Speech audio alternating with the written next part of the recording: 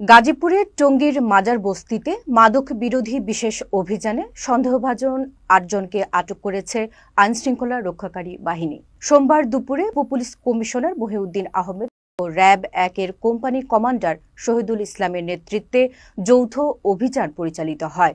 অভিযানের সময় মাদকদ্রব্য সেবন ও ব্যবসার বিভিন্ন আলামত উদ্ধার করা হয়।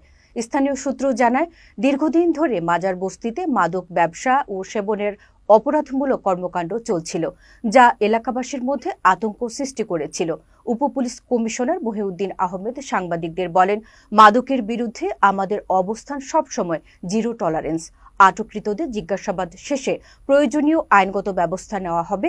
এ ধরনের অভিযান ভবিষ্যতেও চলবে। আজকে আমরা ব্যাপক ভিত্তিকভাবে র্যাব এবং থানা পুলিশের সহযোগিতায় যৌথ যৌথ অভিযান পরিচালনা করেছি। আজকে মাজার বস্তিতে আমরা একটা কম্বিং অপারেশন টাইপের একটা অভিযান করেছি।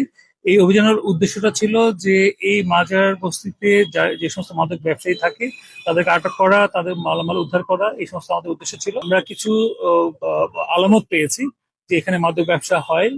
এই বিষয়গুলো আমরা পরবর্তী স্টেপ নেওয়ার জন্য আমাদের কাজে লাগবে। পাশাপাশি আমরা কয়েকজনকে সন্দেহভাজন তাদেরকে আটক করে নিয়ে এসেছি। এদেরকে আমরা যাচাই বাছাই করে এদের বিরুদ্ধে কি মামলা আছে বা এদের পিসিপি আমরা যাচাই বাছাই করে পরবর্তী আইনগত ব্যবস্থা গ্রহণ করবো।